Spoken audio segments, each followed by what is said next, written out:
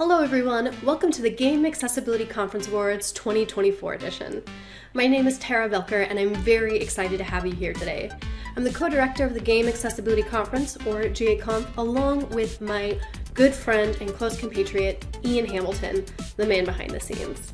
We're so excited to have you join us today, but before we get started, I wanted to take a moment to remind you that we have both American and British Sign Language interpretation is available, as well as audio descriptions. If you need any of those to have a better experience, please see the caption and simply follow the link. Now, I am very excited to welcome back our host, Steve Saylor, for another year of hosting this conference. I have said it many times, but one of the joys that I get to have every year is editing a bunch of video together of Steve just laughing and having a good time. And so I am so glad that he took the time to come back and host these awards again. And so with that, over to you, Steve. Thanks, Tara. Hi, I'm Steve Saylor, and I'll be your main host for today. I'm honored to be back again to host this amazing award show celebrating the best accessibility all year. Both the winners and I don't even want to call them losers because they aren't really losers. They are still putting in the work to make gaming more accessible. So, I don't know, what do we call it? Non-winners? Best winners who didn't actually win but are still winners? We'll just stick with nominees and maybe leave it up to you for next year to decide what we should call those, quote, it's an honor to be nominated, unquote, non-winners. 2024 has been a great year for accessibility. While we may not have had many fully accessible games this past year as we had in years previous, we are seeing more and more companies picking up the baton and running with it. For some studios, it was even their first time ever attempting accessibility. More of that, please. I also do want to acknowledge still the massive layoffs we've had in 2024. I'm calling out every executive and C-suite who has ever made the decision to lay off people because of their own corporate greed. I hope you get stuck on that golden toilet you shit on. There you go. Now you make me mad. You don't want to see Steve when he's mad. You don't like me when I'm angry, so don't make me angry. Anyway, I'm sorry. We are losing talent by the thousands, including amazing accessibility champions. Now, we aren't out of the woods just yet. We may even not for a while with gestures at everything in the world right now, but we can be those beacons of light for those of us who feel lost in the dark. And for those who have been affected by layoffs this past year, and also those even now who are still dealing with the fires in LA, which is still raging as of this recording, we are with you. We stand with you. We love you, and let us know what you need. We take care of our own. Okay. Now, as for this year in 2025, I want to look ahead on what I'm hoping to be another great year for accessibility. The train is definitely out of the station. We're laying down the track and as fast as we can, and hopefully we'll see some amazing titles released with amazing accessibility, both indies and, if it's still around at the end of 2025, AAA games as well. Looking at you, GTA 6. But if GTA gets delayed to next year, I'm sure the drifters will blame accessibility consultants for adding more wokeness to the game by adding, I don't know, rims on wheelchairs or something. Looking at you, hi, Ben. But either way, I can't wait to see what 2025 has in store. Now let's see what the GAConf Awards has in store for you right now. We're celebrating 2024 with 19 categories for you today, some returning and some modified. They've been nominated and voted on by a combination of an expert panel of judges and nearly 2,000 public votes from the community. That's you! Amazing! Good job! They cover a wide range of areas in recognition of how diverse the contributions to the field are. We have a change in how the format is this year too. Based on feedback from your good selves, we're shifting from 3 finalists per category to 5. There are a few reasons for this, but the one is that there's so much great work being done that we want to be able to take the opportunity to celebrate and recognize as much of that as possible. If you want to know more about the nominees and why they made it to the finals, head to the awards section on gaconf.com. That's gaconf.com. Each of the finalists has a link and info about their work, and you'll find information about how the awards work too. All right, let's do this. On with the show.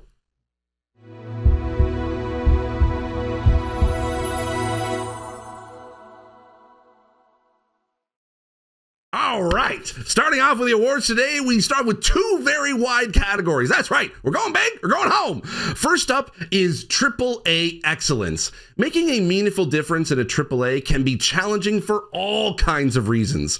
Complexity of systems, overcoming barriers in technology and workflows, the politics of advocacy within larger organizations, and yet we still see an enormous amount being done, and the high visibility of big name games means they act as a catalyst too, raising awareness and driving change across the industry. To present our first winner of the night, it makes me very happy to introduce a new host joining us for the first time, Antonio Martinez, editor of Game Accessibility Nexus. Take it away, Antonio! Woo! Thanks, Steve. 2024 has been a good year for games with bigger teams and bigger budgets. We've had an increase in the number of games considering accessibility, an increase in breadth of considerations, and innovation too. Every one of our finalists has done things that no game had done before that others could and should learn from. Those finalists are Prince of Persia: The Lost Crown, Star Wars Outlaws, Dragon Age: The Veilguard, Call of Duty Black Ops 6, and Life is Strange: Double Exposure. And the winner of the 2024 GAConf Award for AAA Excellence goes to Star Wars Outlaws. Outlaws does a lot by default, from column blindness to UR clarity, from audio visualizations to Nix Assist.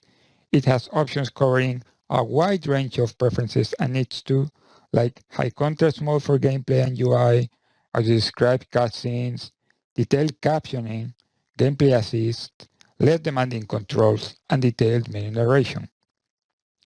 It is all underpinned by nothing about us without us, from working with disabled subject matter experts, consultants, and user research participants, all the way to including disabled creators in preview rounds, and a lot of post-launch updates from player feedback, including changes that have made a big difference to me personally to experience this iconic universe.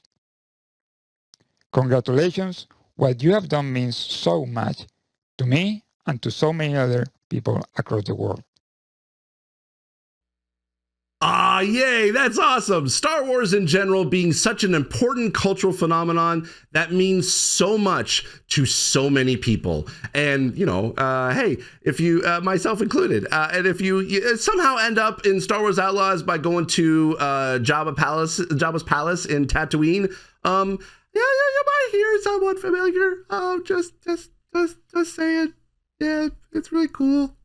I'm in a Star Wars. Which just makes accessibility all the more important. You love to see it. And it really does take a village for a game of a AAA scope across all disciplines. So huge congrats again to all the many, many people involved. Can't wait to see what you do next.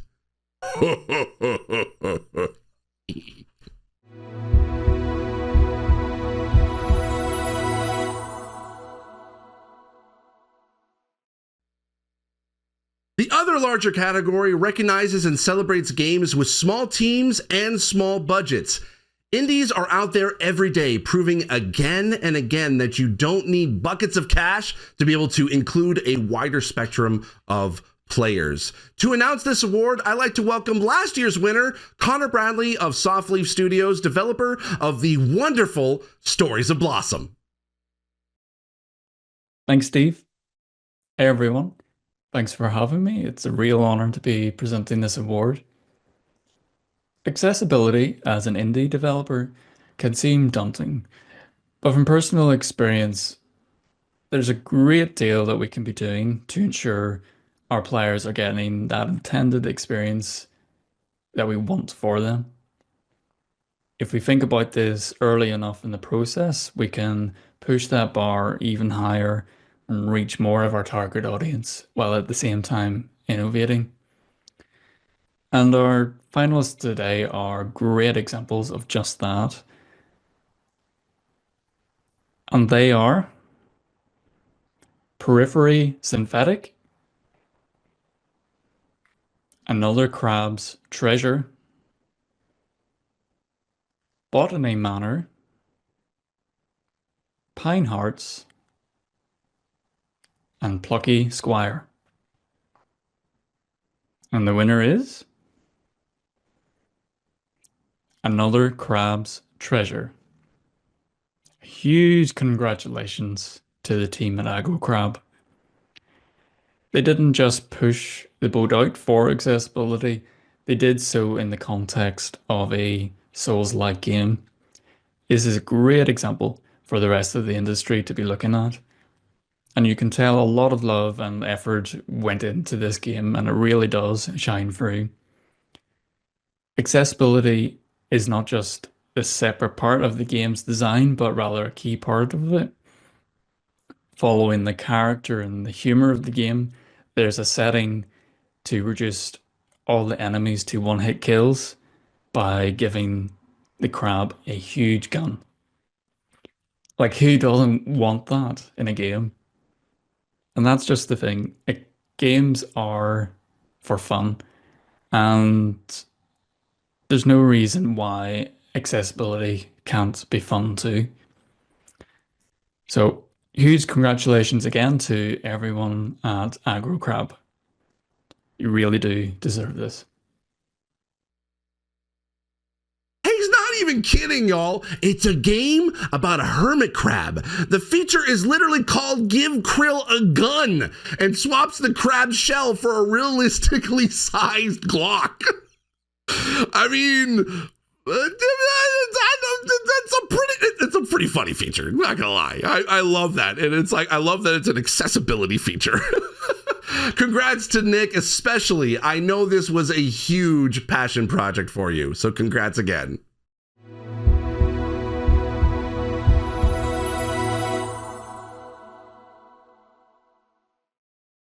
Our next set of awards celebrates excellence for specific audiences, starting with deaf and hard of hearing. To present the winner, we have someone who is new to the awards, but an amazing advocate and accessibility producer in the community. You know them and love them, Tess Grossman. Hello, and thank you, Steve, and the GA conference for having me today. My name is Tess, and I am deaf with bilateral cochlear implants, and I am so excited today to present the Deaf and Hard of Hearing Accessibility Award. All of the finalists today pushed auditory accessibility further, looking at things like closed captioning, highly configurable subtitles, visual audio cues, directional indicators, and even asymmetric volume frequencies. So without further ado, the 5 finalists are Skull and Bones, Spider-Man 2 Caption Update, Star Wars Outlaws, Call of Duty Black Ops 6, and Dragon Age The Veilguard. And this year's award for Best Deaf and Hard of Hearing Accessibility goes to Star Wars Outlaws. Star Wars Outlaws covered a wide range of accessibility options, from making audio mini-games accessible by visual designs, detailed caption, and even a dedicated accessibility panel specifically for NPC background chatter. Many congratulations to the massive entertainment team and consultants. It's clear that a lot of work, love, and care has gone into this game. Thank you so much.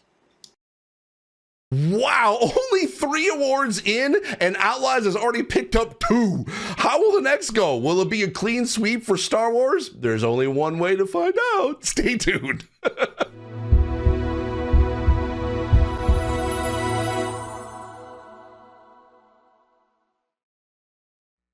The next area we're celebrating is progress in physical and mobility accessibility. To present the winner, we have the one and only Alex Jones, otherwise known as Walsy's DGP. Thanks for the kind words, Steve. There are two sides to motor accessibility.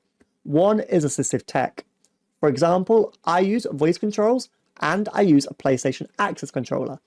But there's also the other side too. The design decisions and features that can make or break our experiences regardless of what assistive tech is available. That's what this category is for, with 5 finalists who have all poured their hearts into finding ways to include rather than exclude. They are Avatar: Frontiers of Pandora, Sound Town, Just Dance 2025, Star Wars Outlaws, and Call of Duty Black Ops 6. And the winner of Best Physical and Mobility Accessibility is Call of Duty Black Ops 6. Black Ops 6 added an innovative new feature called Intelligent Movement. It's a range of automation, including sprint assist, mantle assist, crouch assist, and corner slice. It not only reduces the number of buttons you have to use, but also reduces the complexity of what you have to do with them too. And impressively, this isn't just a single player feature. It is available in competitive PvP, i.e. against other humans, letting people enjoy online play on a more level playing field. Congratulations, well deserved. Yes, Call of Duty won one. All right, yeah, full disclosure here. I've worked with these teams. I know them personally, and they are awesome and amazing. It's good to see Call of Duty being nominated for accessibility. I just love that. So to y'all, mission successful. About to say accomplished, but that sounds wrong. You deserve this.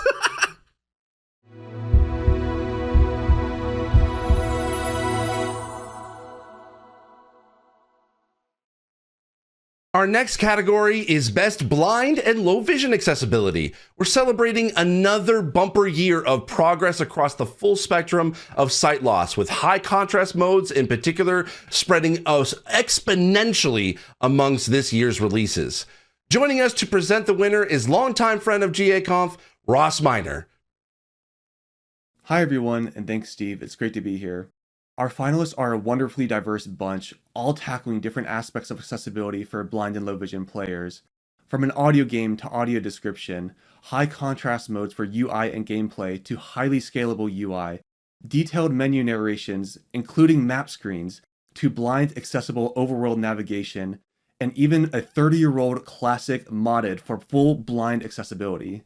Without further delay, those 5 finalists are Periphery Synthetic, Prince of Persia: The Lost Crown, Star Wars Outlaws, Diablo 4: Vessel of Hatred, and the Toby Doom Accessibility mod. And the winner of Best Blind and Low Vision Accessibility is Diablo 4: Vessel of Hatred. For any game to manage to make the finals, let alone win just on the basis of DLC, is a huge achievement in and of itself, but it's deserved.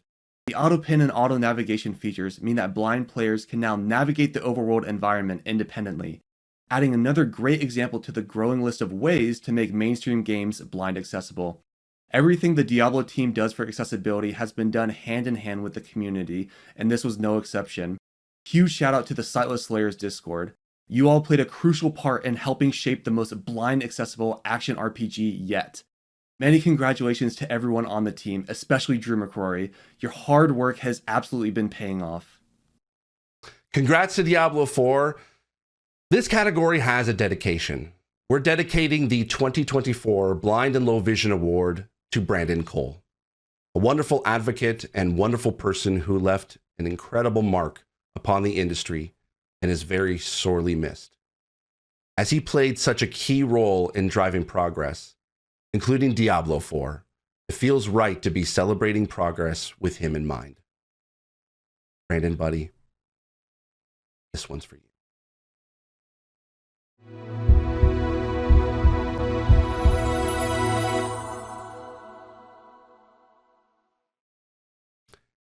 Next up, we have Best Cognitive Accessibility. Our presenter for this is new to the awards, but I know is already very well known to many of you. Jamie Knight plus Lion. Hello everyone. Cognitive accessibility is all about the extremes of usability. We all experience it, though it trips some of us up more often than others. Thinking about how information is received, processed and actioned is a perfect example of how designing for accessibility ends up benefiting all players. Our finalists this year are 5 great examples of this. They are Prince of Persia, The Lost Crown, Star Wars Outlaws, Super Monkey Ball Banana Rumble, love that name, Dragon Age The Vanguard, and Botany Manor. And the winner in 2024 is Prince of Persia The Lost Crown. Whee! This is a great example of the interplay between accessibility by design with options to cater for variance in people's needs and preferences. Metroidvanias are tricky beasts. Perception, affordances, filtering, deciding, planning, doing. It really is a masterclass in how to make a game as cognitively as inaccessible as possible. So for The Last Crown to excel in this area really sets the bar for the rest of the genre and the rest of the industry to live up to. The Memory Shards feature that lets you pin little screenshots to the map has enormous cognitive benefits. It's a beautifully elegant solution, and I kind of wish I'd thought of it, but shh. But it doesn't stop there. With a range of other considerations, from guided mode to extra map assistance, to the really detailed difficulty settings, the conversation log, consequences-free training areas, I could go on. The game does so many things well, other companies could and should learn from them. Congratulations to you all, you did a fantastic job. Absolutely agree. This was my personal game of the year for accessibility. It has made me very happy to see the team so recognized, not just here, but in other accessibility categories too.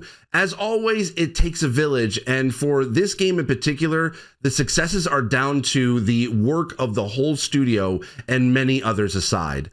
But I do have to give a shout out to one person. Remy, it was a joy to see you in person again at the Game Awards, looking so freaking happy. All your recognition is thoroughly deserved. Congrats again to you and the whole team. And I'm sorry to see the team go, but y'all did amazing work. You did amazing work.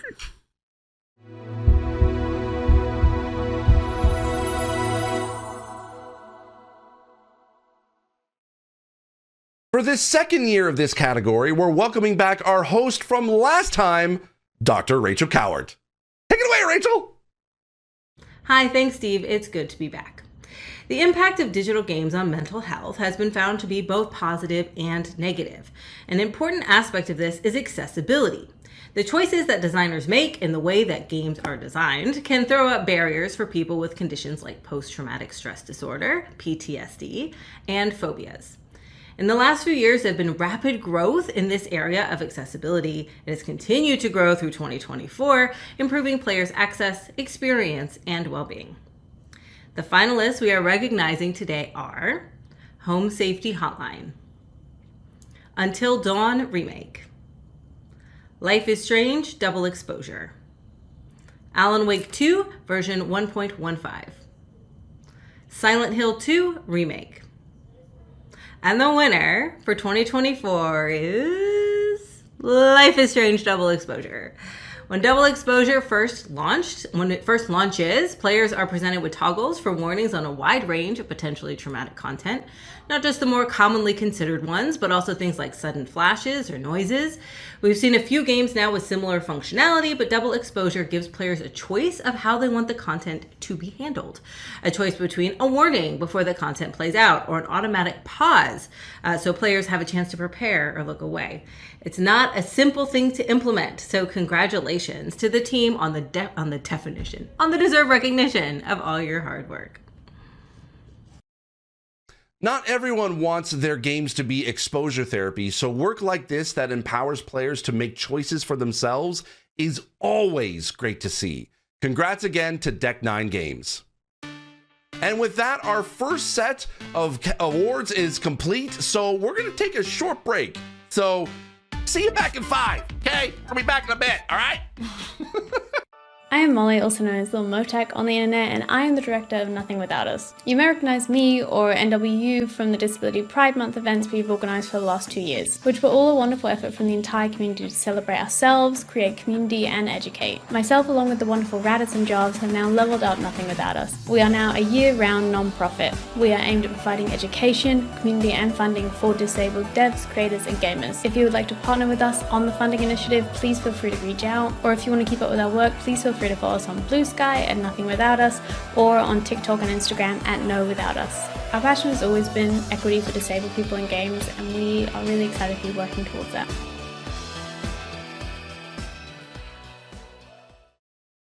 This is Periphery Synthetic. Explore musical worlds. Colorful, jagged depths of the water world.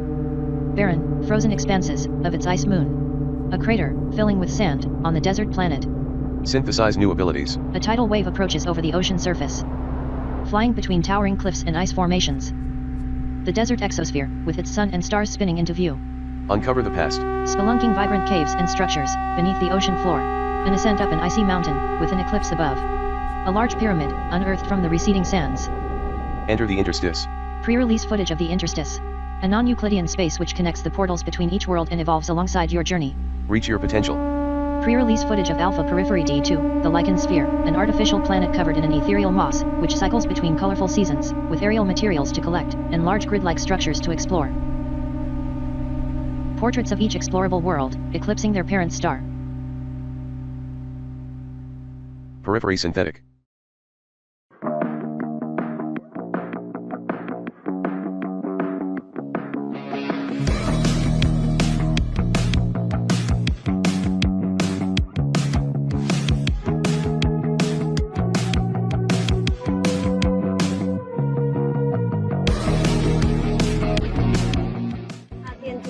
好玩的。那我们在很多的辅具研发的过程当中，我们都希望我们的辅具可以落实到生活里去，所以我们期待从电竞的练习真的可以用到生活上，然后让我们每一个人的能力通通可以回到越接近正常，或者越有统御感。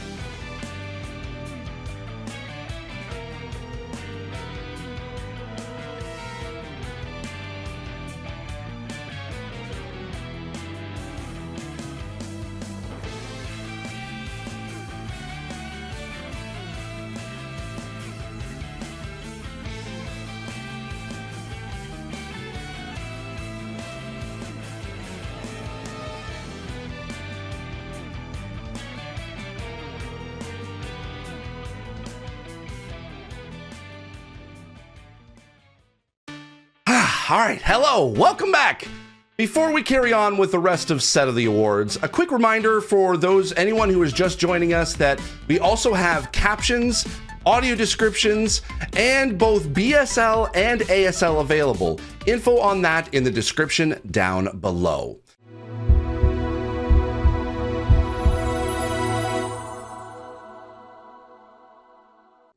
Now, the first batch of awards was all about accessibility. For the next segment, we're going to diverge a bit into some complementary topics that sit adjacent to accessibility.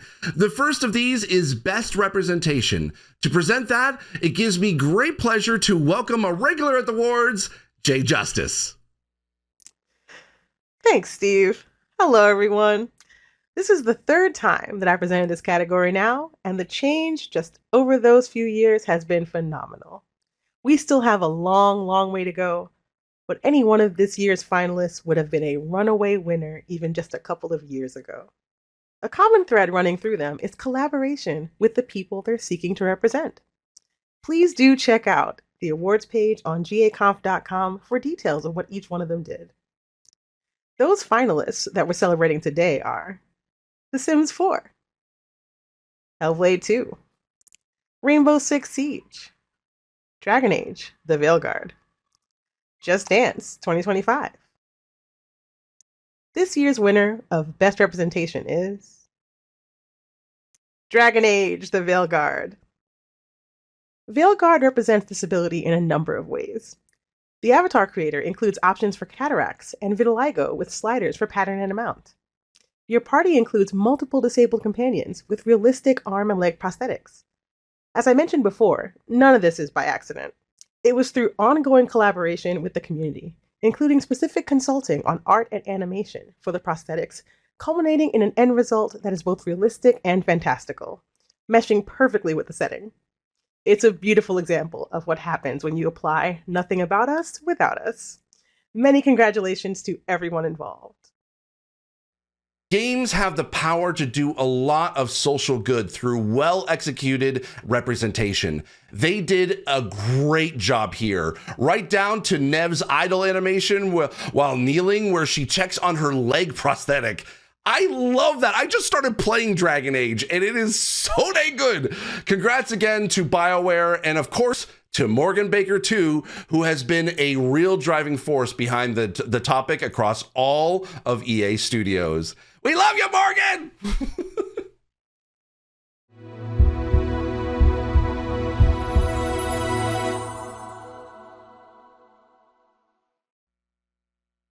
Our next category is Best Journalism. To present this, I'd like to welcome back my good friend, Liana Rupert. Hi, Liana! Hello again, and thank you so much, Steve, for having me back. The impact and contributions of quality journalism and accessibility cannot be understated. From raising awareness amongst players and developers to sharing developments and spreading good practices, elevating marginalized voices while also exploring the wider culture of disability in gaming. All of our finalists do an incredible job at exactly that.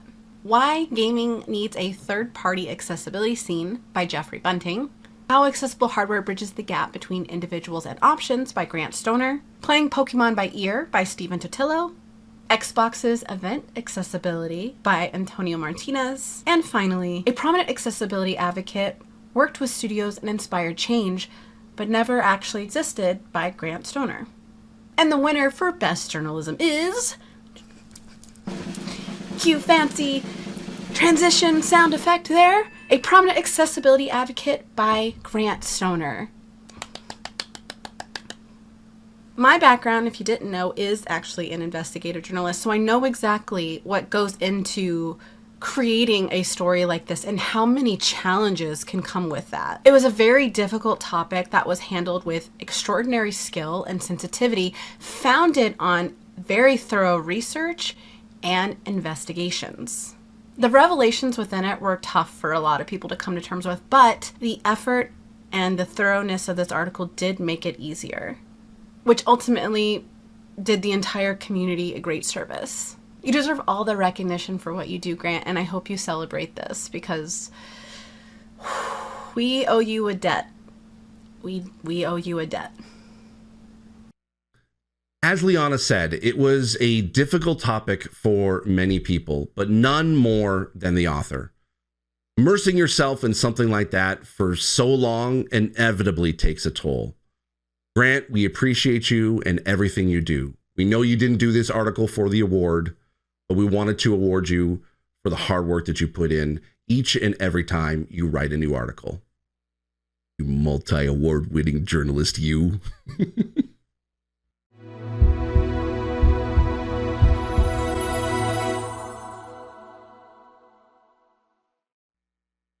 Our next category is for academic research.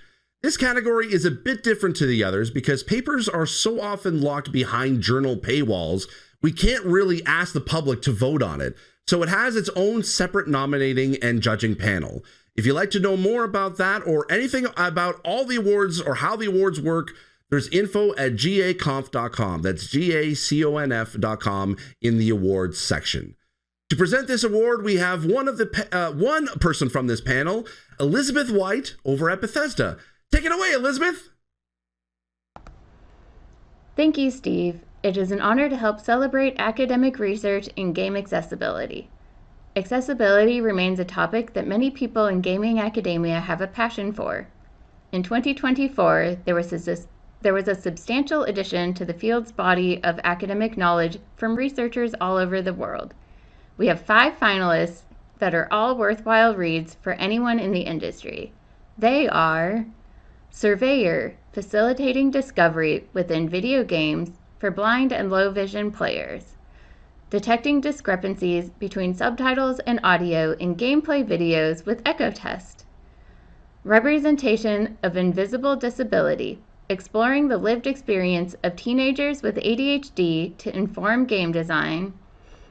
I may only be able to sit through 30 minutes, gaming sickness and its impact on players' experiences with games, and playing on hard mode, accessibility, difficulty, and joy in video game adoption for gamers with disabilities. The winner of this year's award for Best Academic Research is Surveyor, facilitating discovery within video games for blind and low vision players. Many congratulations to Vishnu Nair and the rest of the team. How to enable serendipity for blind players is a hot topic at the moment for the leading edge of the industry. The research itself is well designed, involving blind users in a co-design approach iteratively, both before and after implementation.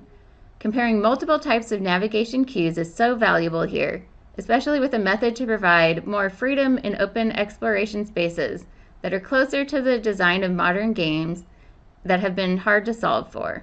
This is a great piece of work, and it would be wonderful to see games take inspiration from this research.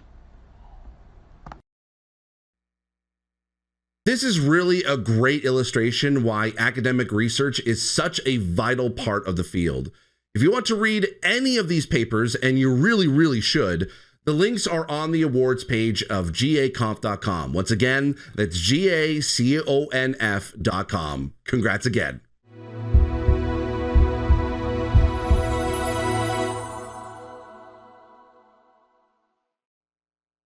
This is a slight shift for this year from hardware to assistive tech in general, in recognition of the solutions that can come from things like firmware and third-party software too.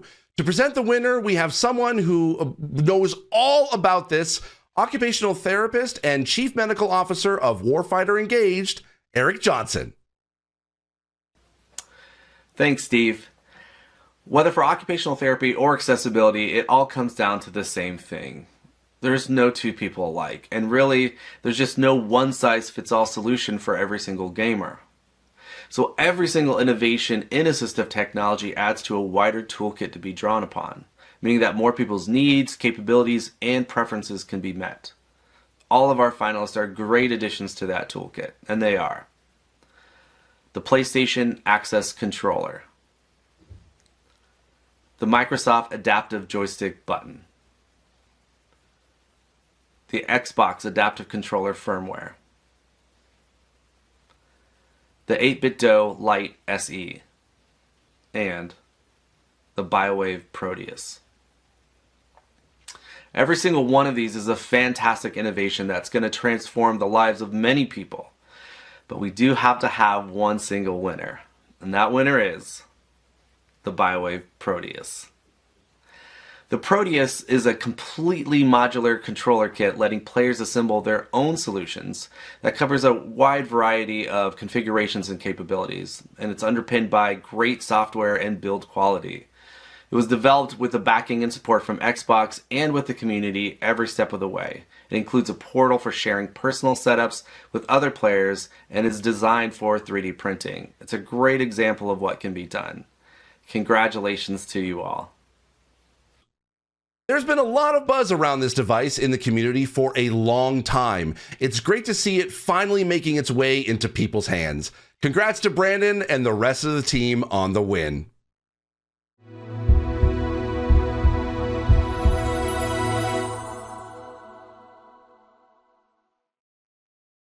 Much of the progress made is down to developers sharing information, knowledge, and experiences, sharing with each other and also sharing with players. To present this award, we are happy to welcome back Ubisoft's Director of Accessibility, David Tisserand. Thank you, Steve. Thank you for inviting me again this year. It's a pleasure to be with you all. So as you know, game accessibility is an ever-growing field, particularly in recent years. And one staple of our field has been how open people have been to share best practices and knowledge that they've gathered over years for everyone to benefit from, and in fine, benefit all players. So this award is in recognition to efforts to do just that, to develop resources which help push our industry forward. And every finalist is a really wonderful piece of work that can help all of you to be better at game accessibility. So please take a look at them all.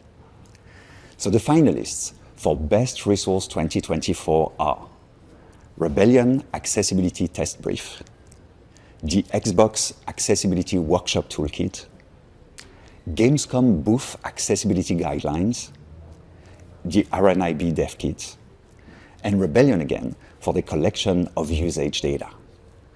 And the winner is, drumroll at home, the Xbox Accessibility Workshop Toolkit. Congratulations, Xbox team, you've done an awesome job again this year. For those of you who don't know, before being in accessibility, my background was in user research, so that's a field that's really, really close to my heart. And nothing about us without us means involving disabled players throughout the development process. And workshops are a very effective and proven successful way to do just that early on in development. So it's an approach that a number of companies have had a lot of success with. So having all that knowledge, process, and even assets all packaged up for others to freely use is truly a wonderful thing. So Anna, I know this was a labor of love from you and everyone involved with you, so huge congratulations. I take my hat off to you, and I hope you realize how much you're pushing the field forward by sharing this amazing knowledge with us all. Thank you again, and back to you, Steve. Don't forget, you can find info about this and links to this and all the other finalists on the awards page at gaconf.com. Say it with me, gaconf.com. And congrats again to Anna Weissmeyer and Xbox. I apologize if I butchered your name. I'm so sorry. The reputation you have for openness, sharing, and helping the rest of the industry is thoroughly deserved. I'm recording these at night, so it's kind of hard for me to talk right now. So congrats, Anna and Xbox. We love you.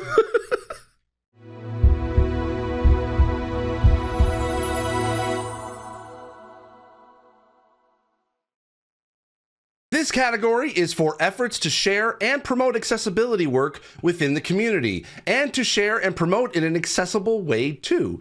To present this award, I'd like to give a warm welcome back to Vanessa Brassfield, otherwise known as Pleasantly Twisted. Hi, yes, hello. Thank you so much, Steve. So, events, media, comms, and PR. These are all cornerstones of accessibility, the touch points between the industry and the players.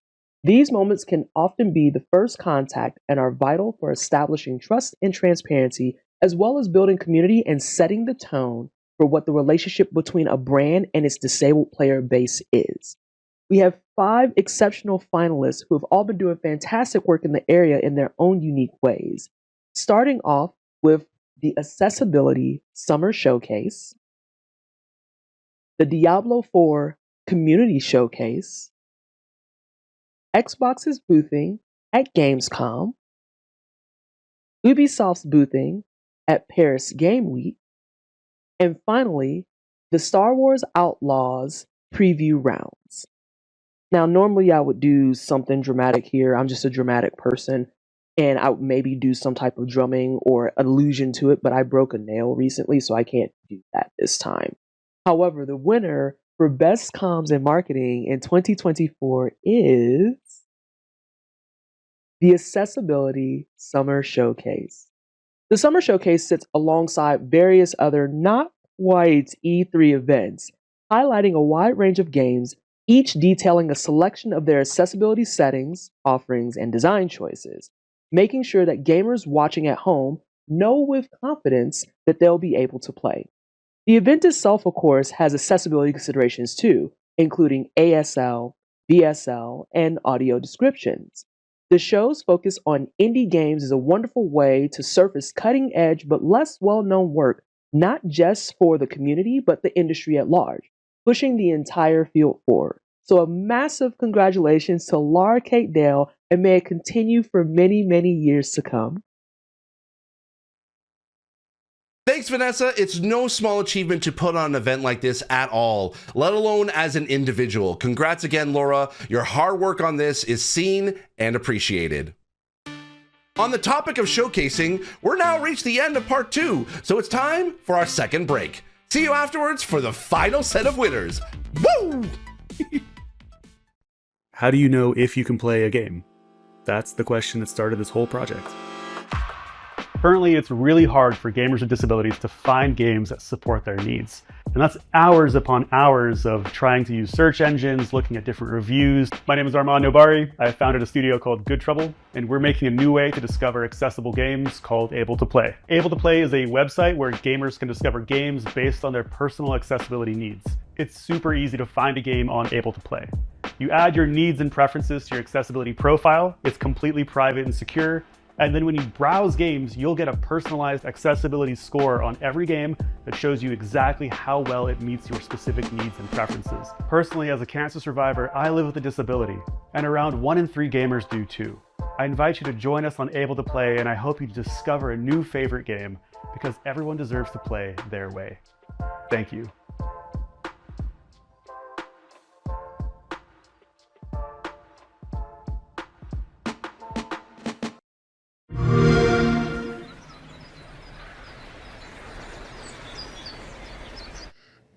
Play video games.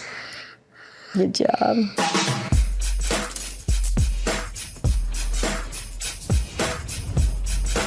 Leo has issues with his motor ability. He doesn't have access to a lot of things. There's so many disabled people that deserve a shot to be like everyone else. I want to be a part of this world.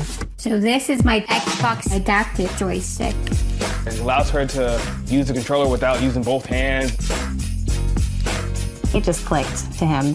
This is a joystick. I manipulate the character, and this is how I'm going to move myself. You've got every battle covered. This is how we do it. This is my thumbstick topper. You can get different sizes, and this is what I use to make it easier to maneuver. You can get bars from the Xbox Design Lab. Then you can go somewhere else and get it printed. Be yourself, design it how you want. You're playing with your Xbox controller. Right side, right side. With the Xbox controller assist, when he needs help, when he gets stuck, I can at least hit the gas for him. Then he can control the rest. Having the joystick levels the playing field for him. Your character, he can fly. He can do everything you can't do. He enjoys winning and will definitely let you know when he does.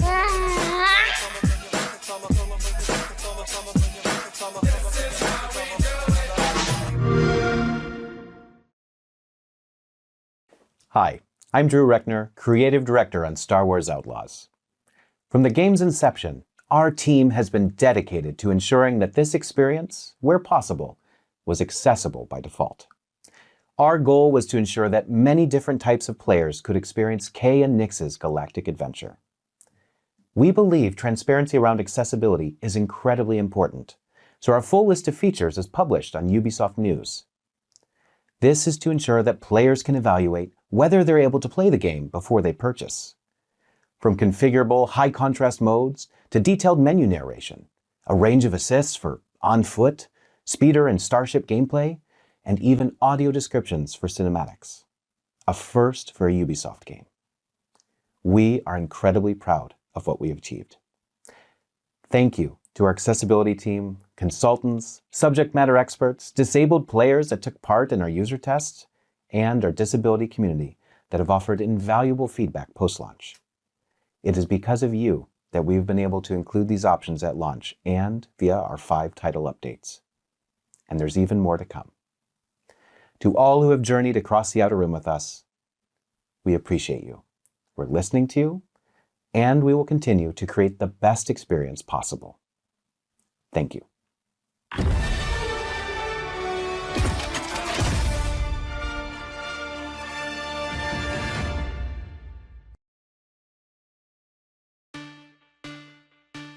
Oh, welcome back. Oh, this is water. It's not an adult beverage. It's just good old H2O. Yeah, great water. I hope you enjoyed that. Now on to our final block of awards. These 6 are some unique categories to recognize some special work and special people.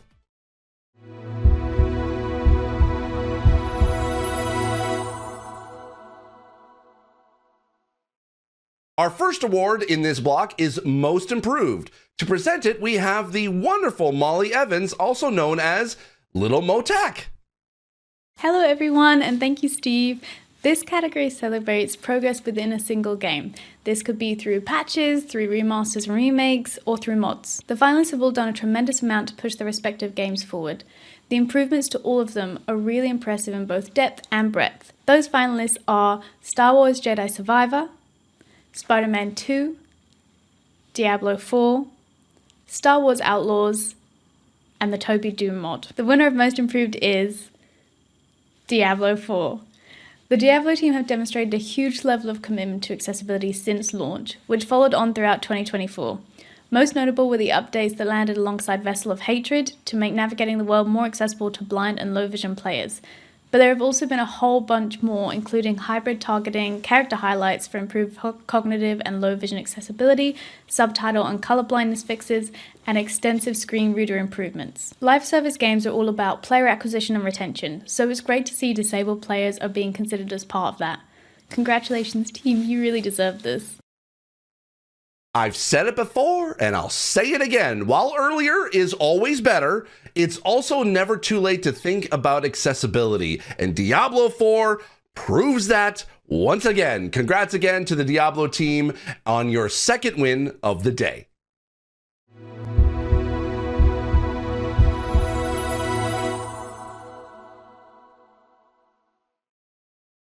Next up, we have Greatest Accessibility Innovation, celebrating new steps forward for the industry.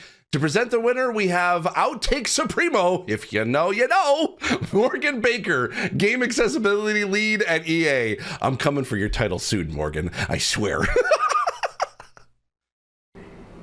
Hello, and thanks, Steve. 2024 has been another fantastic year for innovation, and not just in terms of features either. What really stands out this year is the breadth.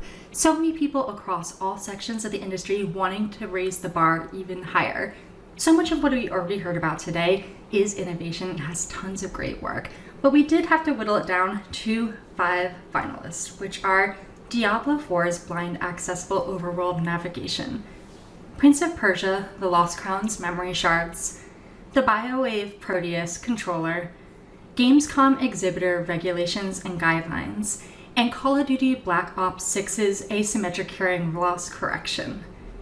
And the winner of 2024's greatest accessibility innovation is Prince of Persia. Congratulations, team. We've already heard earlier about the value of these memory shards within the Lost Crown and how pinning screenshots to a map can aid cognitive accessibility.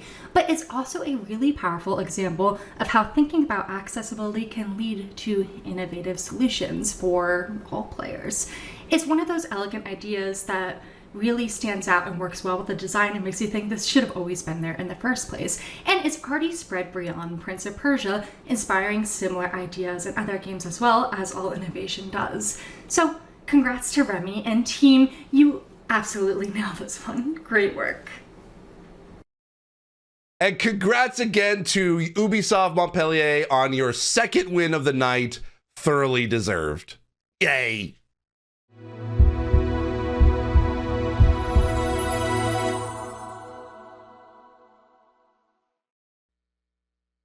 Our next two categories are always close run, and this year is no exception. The first is Most Dedicated Publisher. To present this, we're joined by Humphrey Harley, who you might know also by the name of No Hands, No Excuses. Hello and thank you. It is an absolute honor to be announcing this category. After another great year for accessibility, with ever more publishers joining the ranks of those making consistent and significant efforts, the expansion to 5 finalists is a great way to be able to celebrate more of those efforts. Those 5 finalists are Electronic Arts, PlayStation Studios, Ubisoft, Xbox Game Studios, and Rebellion.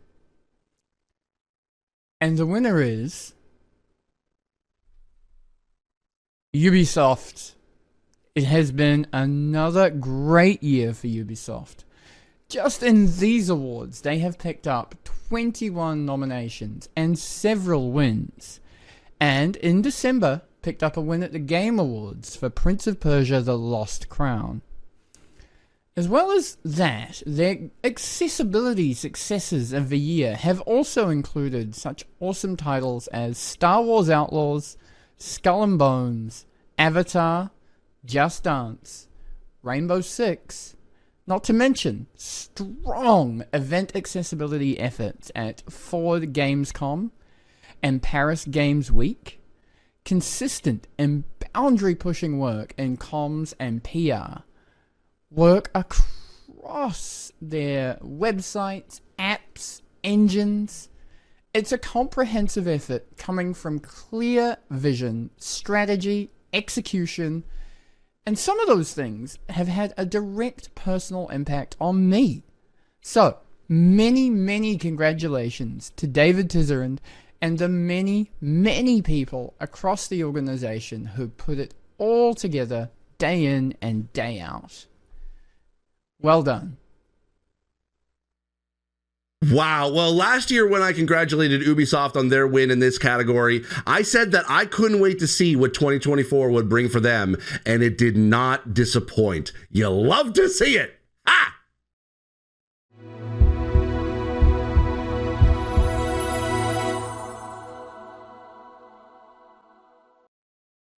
Following on with that other always tightly contested category, Most Dedicated Studio. To present this for us, we have someone who will, I'm sure, be a familiar face to many of you, Sightless Combat. Thank you, Steve, and hello, everybody. It is brilliant to be back once again for another year of awards. And this is actually my first time presenting this category, and what a great category to have the honor of presenting. It seems a shame, of course, to only be mentioning 5 studios after so much great work has been done over the past year. So firstly, my heartfelt thanks go out to everyone else out there in the accessibility space trying to make a difference as much as possible.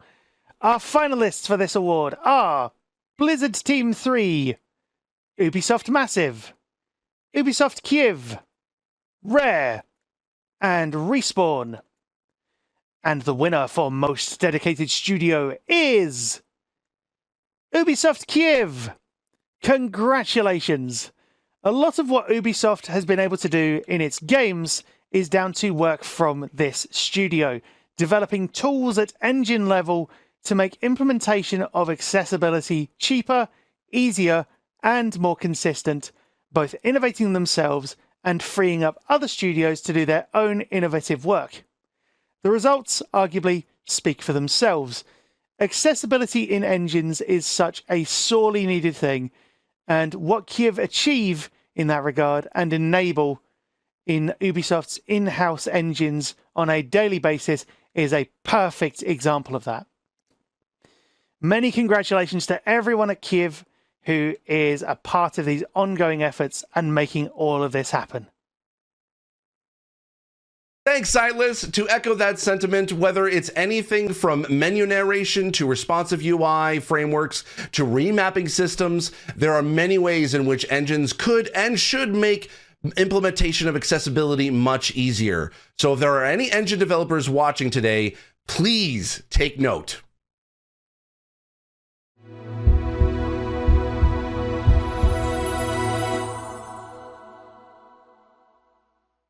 We're now down to the last two categories of the show. I know, it's sad. But all good things must come to an end. And all that jazz. These are special categories for special people. First, it's the MVP award presented by last year's winner, Jessica Roach of Ubisoft. Take it away, Jessica. Thanks, Steve. In my role, I work with teams across the business and get to see firsthand how much tireless work is done by champions behind the scenes. This award exists to recognize significant and consistent efforts within a company and to celebrate unsung heroes, people without a huge public following who are driving the whole industry forward. This year's MVPs are Janissary of Descriptive Video Works, Caitlin Jones of Xbox, Jordan DeVries of Respawn, Jose Peters of Massive Entertainment, and Carrie Waterton of Rebellion. The winner of the MVP award for Most Dedicated Developer is Carrie Waterton. Carrie, your dedication as the driving force behind accessibility at Rebellion is something to behold.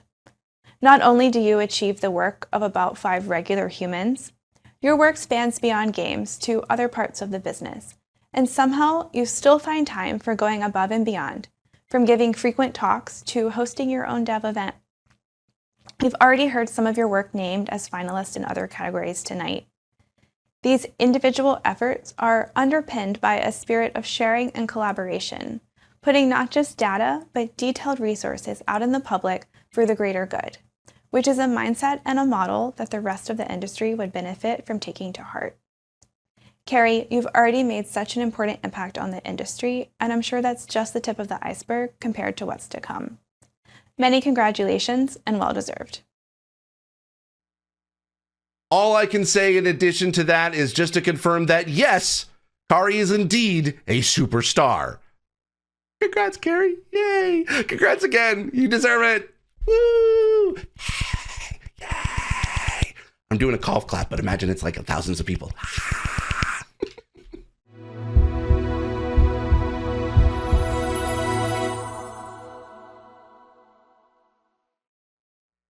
Last, and of course, by no means least, we have the Advocacy Award, recognizing people using their voice to drive change across the industry.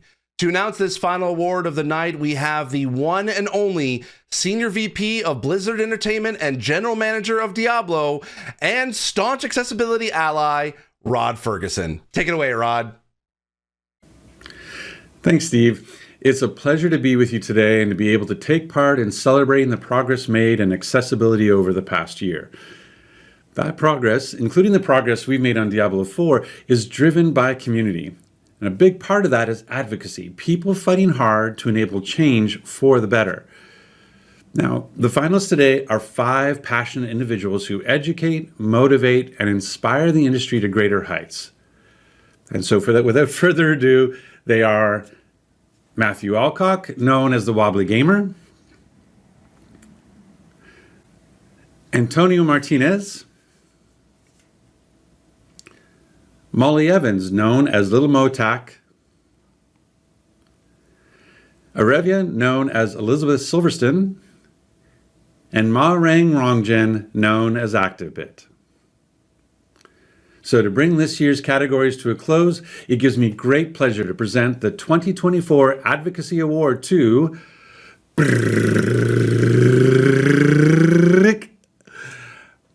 Matthew Alcock. Congratulations. Matthew, you've had a great year, from international conference speaking to consulting, from content creation to social media advocacy. You have passion, dedication, and most of all, you're a genuine, likable, and kind-hearted person, which of course counts for a lot in advocacy. And I know that your work has influenced some of the finalists and winners in other categories of these awards. So many congratulations on your year, and of course, the deserved win. Everything you do is a great service to the industry, so thank you very much.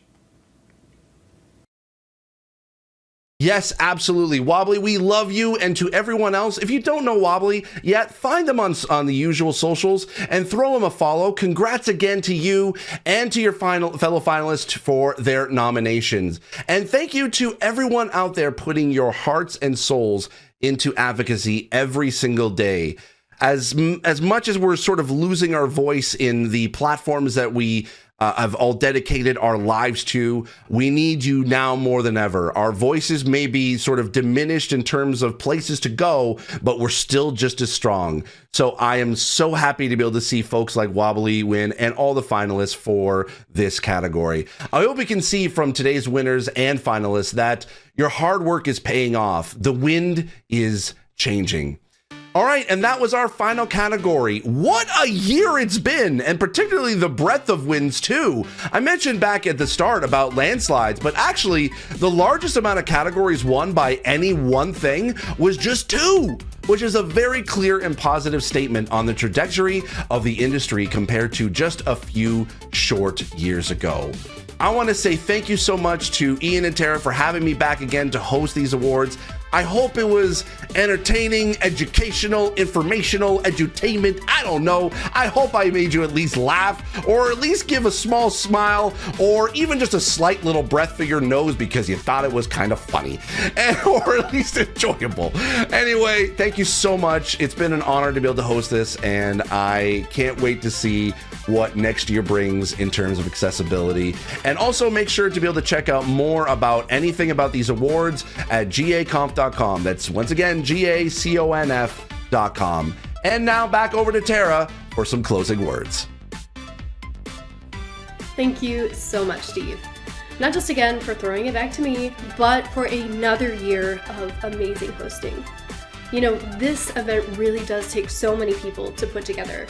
From Ian doing all the work behind the scenes, from Steve being the man in front of the camera, to all of the various presenters that we had working with us today.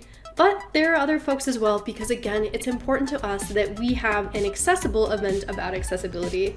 So again, thank you to our captioning team over at Subtrend. Thank you for our interpretation services for ASL and BSL. And thank you to Descriptive Video Works for again providing the audio description. Now, we wouldn't have a conference without people doing the work, so thank you to every nominee for all of the hard work that you did in 2024. We literally wouldn't have an award show if you guys weren't out there busting your asses, so I see you and I appreciate you. Now, we are going to be having the next Game Accessibility Conference coming up in April on the 14th and 15th in London. So if you would like to go to the Pullman St. Pancras Hotel to hang out with me, Ian, a bunch of other cool folks to learn about game accessibility, the tickets are on sale now. I would absolutely love to see you there. This is going to be our second time at this venue. Last year was fantastic. The food was great. The espresso martinis were available. And again, I would love to see any of you there. Please join me. And if you see me there, please come up and chat with me in person. And if I looked a little frazzled, just come up to me again with that espresso martini and it'll get me through whatever time zone issues I'm dealing with. Now, of course, the biggest part of this conference and this award show are the people putting in the work and the winners. So we're going to close out this award show again with our winner's reel. But stick around after for a little bit of extra fun. Thanks.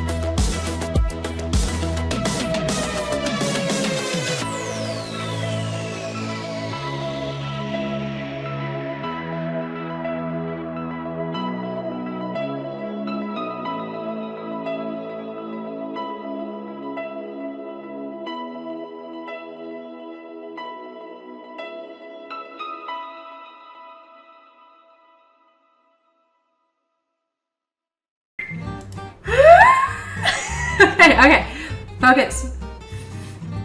Okay, so. Yeah, I screwed up. Hold on. Let me try this again. And of course, blah, blah, blah, blah, blah. Ah, my days. I've made a mistake. Because I've lost all the people that have been nominated.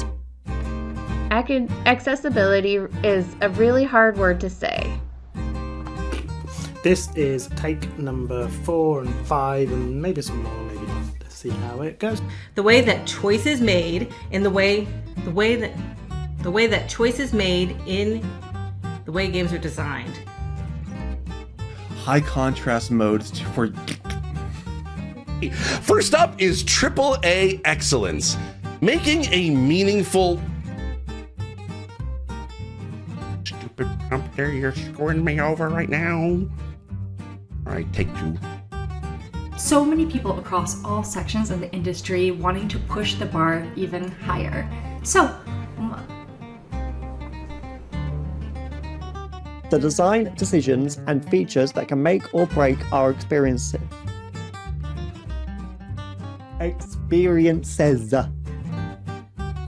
For this second year of this category, we're welcoming...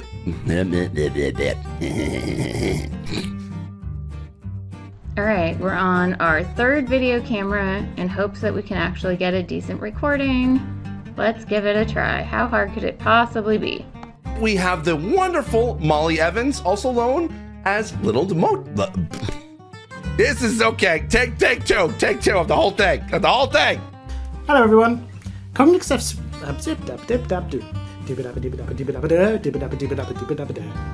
Hi, I'm Tara Belker here in all of my 2008 emo scene kid hair glory. Following on with that, other always tightly try this again. Without further delay, those 5 finalists are Periphery Synthetic. Oh, I made that mistake at the end. did I just like break? My brain just like.